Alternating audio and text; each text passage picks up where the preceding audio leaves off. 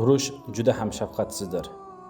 U na erkakni va na ayolni ajratadi va na yosh bolalarni va na qariyalarni ham ayab o'tirmaydi. Bugun G'azzo sektorida mana shunday urushning asoratlari, mana shunday urushning qiyinchiliklari davom etmoqda.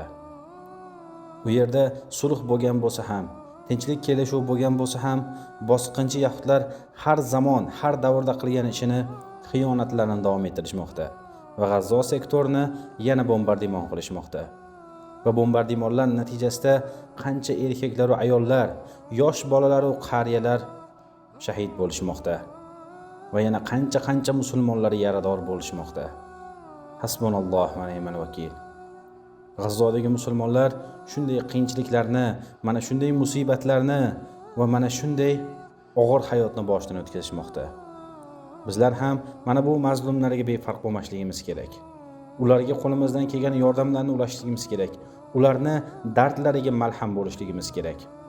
Albatta, bu narsaga avval Alloh taoloning fazli va rahmati, so'ngra ihson qiluvchi aka-uka opa-singillarimizning yordamlari bilan muvaffaq bo'lamiz. Agar sizlar ham o'z ihsoningizni G'azzo sektoridagi mana shunday yaradorlarga, mazlumlarga ulashni istanglar, bizning aloqa manzilimizga chiqishlar mumkin. Bizlar ham ko'rib turganingizdek, G'azzodagi urushlar sababli yarador bo'lgan, qo'llaridan yoki oyoqlaridan ayrilgan yoki urushlar sababli mana shunday stollarga bog'lanib qolgan mazlumlarga yordamlaringizni ulashda davom etyapmiz. Alloh taolo ihson sohiblaridan rozi bo'lsin. Alloh taolo G'azzodagi mazlumlarga, musulmonlarga ofiyat, nusrat va najot bersin. Ularni boshiga tushgan mana bu qiyinchiliklarni yengillattirsin. Alloh taolo uxlab yotgan ummatni uyg'ontirsin.